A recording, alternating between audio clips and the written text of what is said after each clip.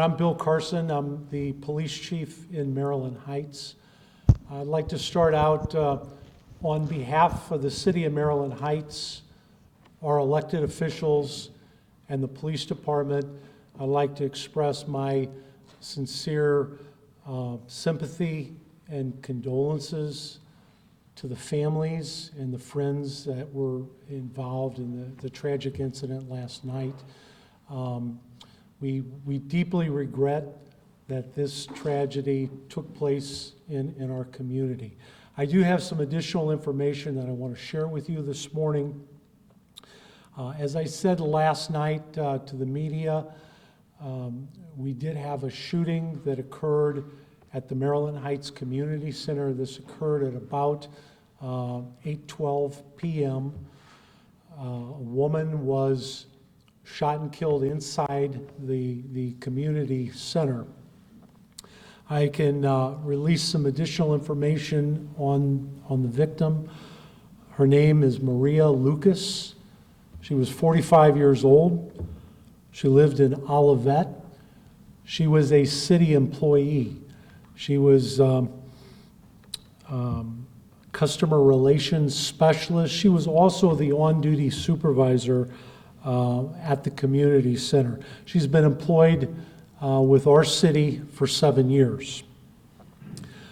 The shooting suspect remains in the hospital with serious injuries. I cannot release his name right now, pending criminal charges. Once criminal charges are filed, then I can give you more information on his identity. But I can tell you that he is a 30-year-old male. He was a part-time employee of the city. He was a custodial aide. Essentially, he was a part-time janitor at the community center. I can tell you that he was being sent home from work and that he reacted with anger. He confronted the victim at the front desk of the community center and engaged her in a very brief conversation. During the conversation, he pulled a handgun and shot her, striking her in the head. She fell to the ground. The suspect then began pacing back and forth. He had the handgun in his hand, and there was a period of time where he simply paced back and forth in the area of the front desk.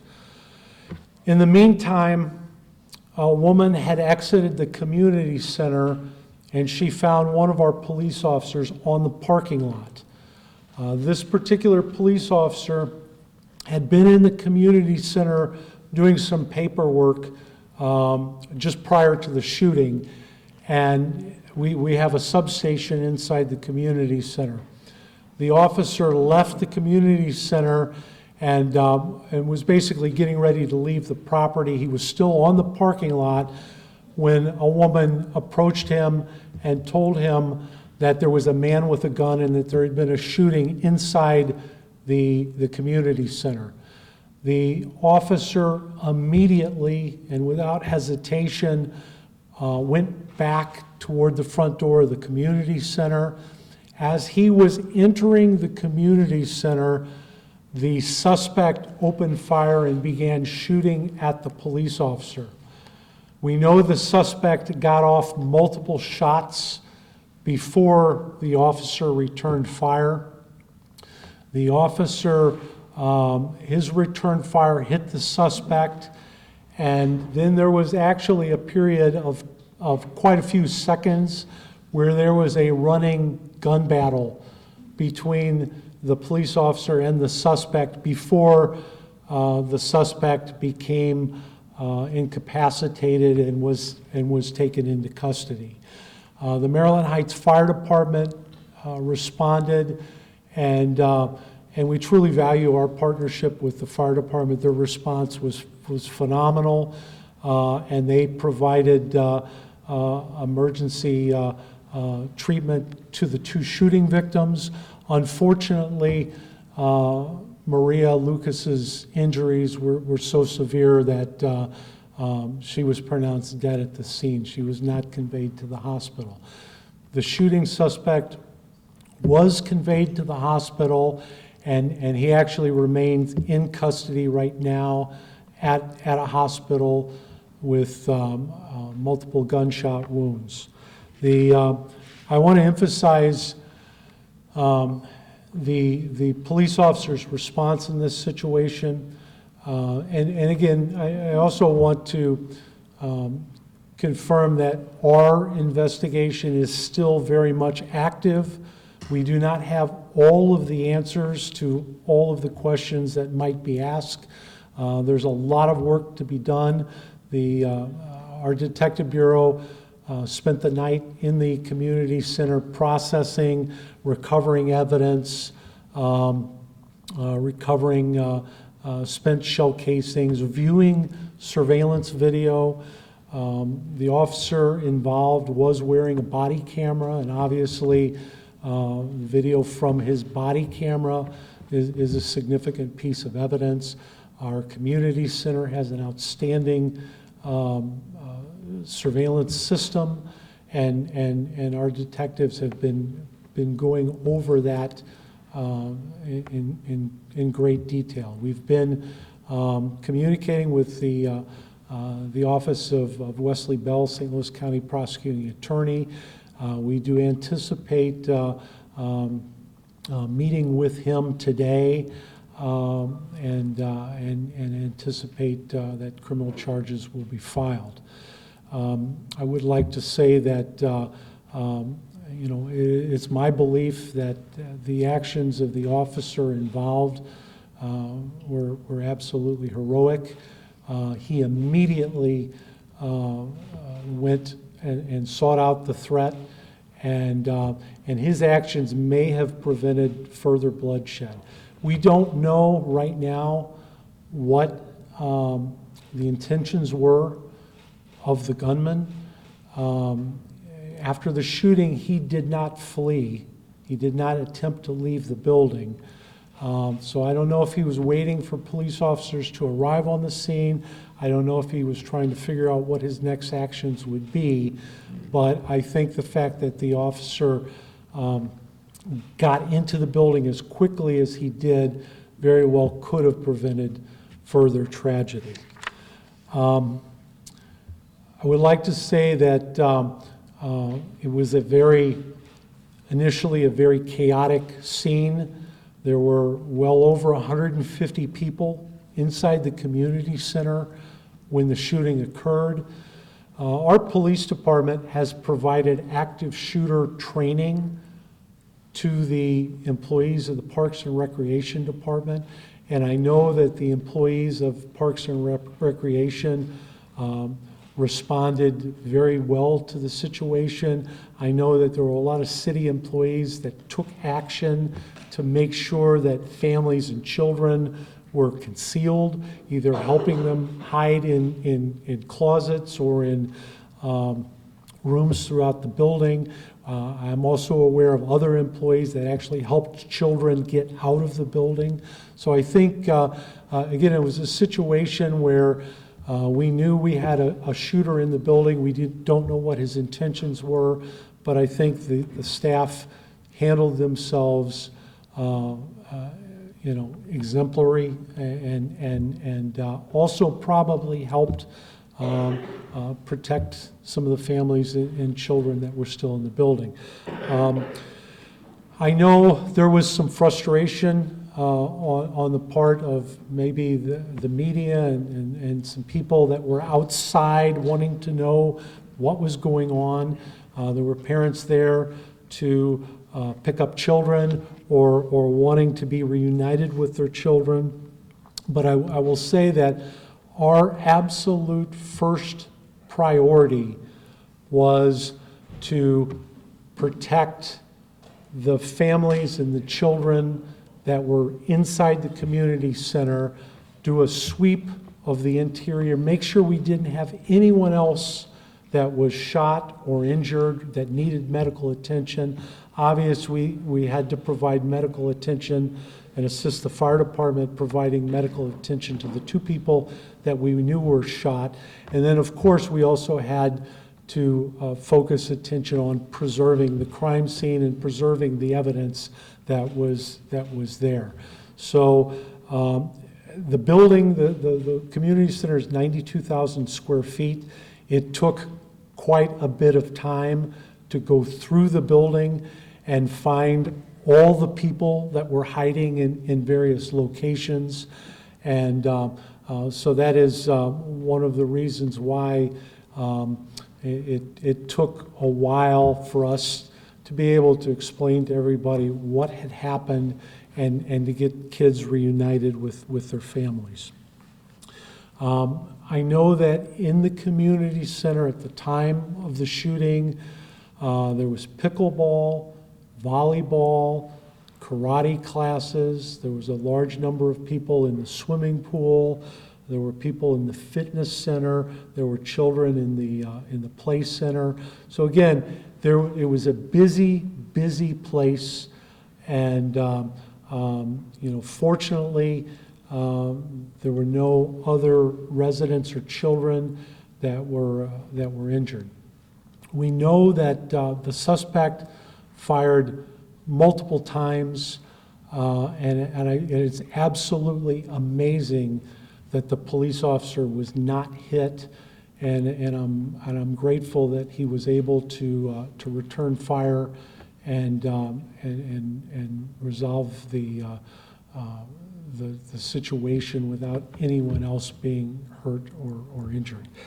I know that Mayor Mike Moeller, our mayor, he responded to the scene along with our city administrator and other city officials. And Mayor Moeller will have a statement that he will be releasing later today and may have some additional information. So that is the update that I have, and I do have a few minutes for questions. Chief, you mentioned that Ms. Lucas was an employee. What again was her job with the city? She was a customer relations specialist. She basically worked at the front desk at the community center. She's held other positions in the city with her 7 years of employment, and she was also considered the senior employee and the acting supervisor at the community center. Ask the janitor to leave? You know what? I'm not really at liberty to go into detail on that. That's a personnel and disciplinary matter, and before I can release more information, I'd rather pass on that. But we know that he was asked to leave, and he reacted with anger, and he confronted Maria at the front desk. Why was he asked to leave? What happened? Again, that's a personnel matter, a disciplinary matter, and I'm not going to go into detail on that right now. There will be more information, I think, at a later time. Okay, and in response to this tragedy, will there be new security measures set up? I think whenever you have something like this, and I know whenever our police department's involved in a critical incident, we always go back and we review our actions.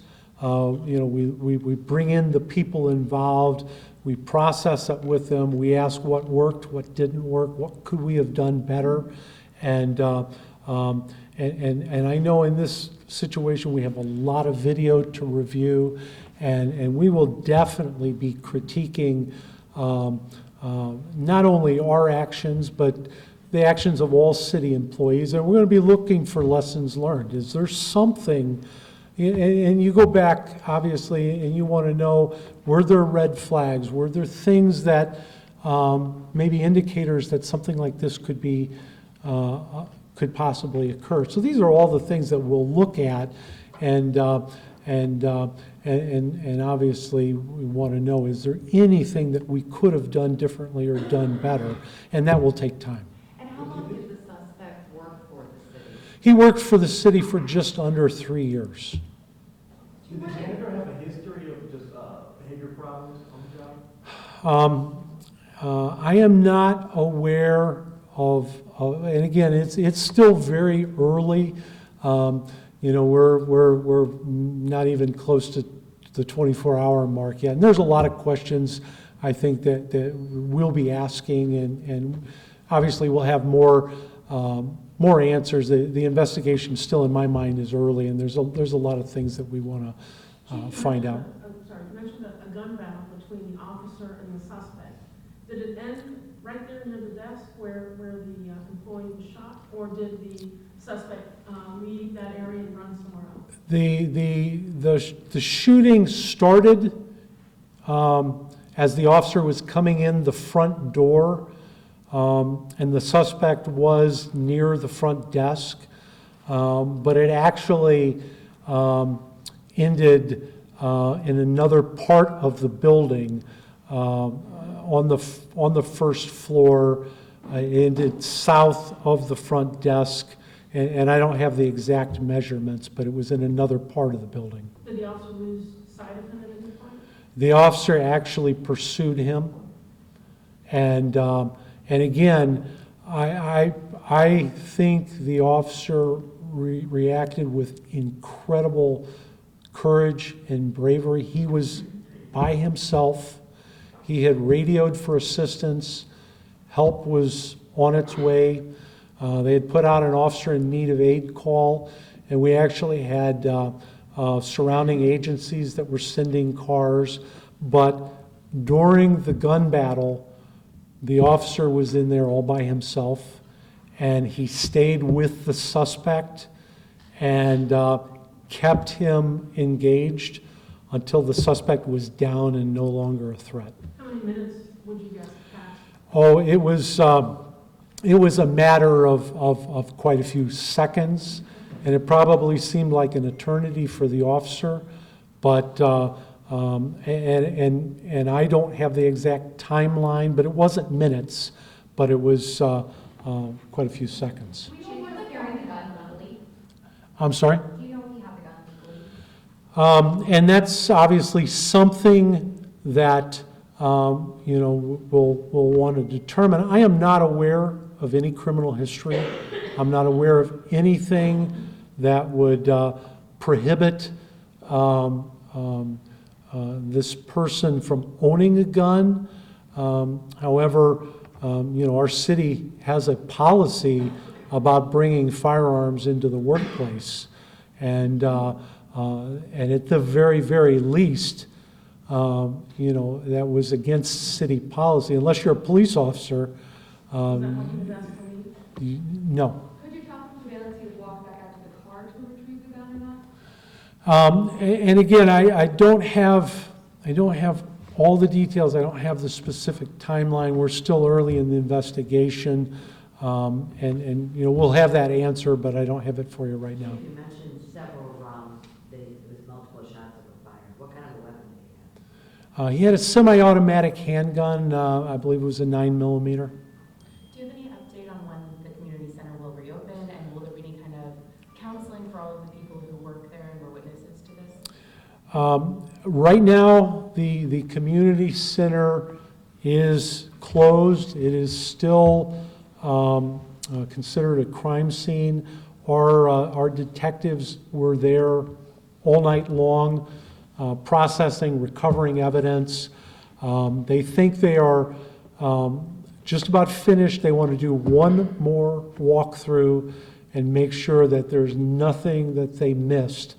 At that point, we'll release the crime scene, but there still needs to be some cleanup. There's a lot of broken glass, and there's cleanup. So I anticipate the community center will be closed until further notice.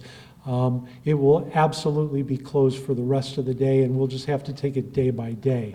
And then what was your second question? Will there be any kind of counseling for the people involved, for the city employees?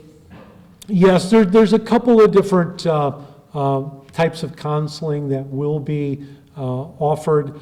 Our police department and our fire department are involved in a critical incident stress management debriefing that is geared toward first responders. So We know that that will be made available to our first responders that responded to the scene, as well as the fire and EMS. And I would anticipate those employees will be involved in that debriefing. But I know that our human resources, our city administrator and our human resources has lined up some other counseling, I believe through our EAP program, and is making that available, because we had a lot of employees, civilian employees at the community center that were obviously impacted by this tragedy. So we'll definitely make those services available to them. And what can you tell us about the police officer? How long has he been with the department? We are not releasing the identity of the police officer. He is a relatively new police officer. He has only been out of the police academy just over a year. I believe he's been out of the police academy 14 months. But again, he responded like an experienced veteran. I cannot tell you how proud I am of how he handled this situation. With something like this, is there anything that you want to say to the general public in terms of, understandably so, you know, it didn't just rattle employees who were there, but it's rattled the entire Maryland Heights community. With something like this that seems like a workplace dispute, I think it's scary for people because they imagine something like that could happen. You know, I mean, it is scary. And Maryland Heights is a wonderful community to live and to work and to play. We've got a lot of great things going on in this community. We don't have a lot of violent crime. But unfortunately, these types of things can happen in any community. And you know, Maryland Heights is not immune from workplace violence. And I know we will continue to offer training to businesses in our community, as well as our own employees, on how to respond to these situations. Because the reality is, it can happen in any community. Can you spell again the victim's name and her age, please? Yes, Maria, Maria, Lucas, Lucas. She was 45 years old, and she lived in Olivet, Missouri. Chief, did you happen to know her, or have you spoken to anyone who You know what? You know, we have less than 200 employees in the city, and all of our employees really know. We see each other at various activities, and I know the community center just had a World Fest celebration over the weekend. A lot of our police officers were up there interacting with Parks and Recreation employees. So these are employees that we know and we've seen before. Yes. I'm curious if you could tell us anything about her. And you know, I think there's more. There's a lot more information, I think, that will come out on her, and I don't want to go into a lot of details, but you know, everything I've heard about her is she was a wonderful person. And I know there are a lot of people in this community, because she worked at the front desk. There are a lot of our residents that interacted with her on a daily basis and can tell you, you know, what a pleasant, cheerful person she was. So I'm sure there'll be a lot more that comes out, but I know that she's highly thought of, and really it's a tragedy that this happened to such a good person.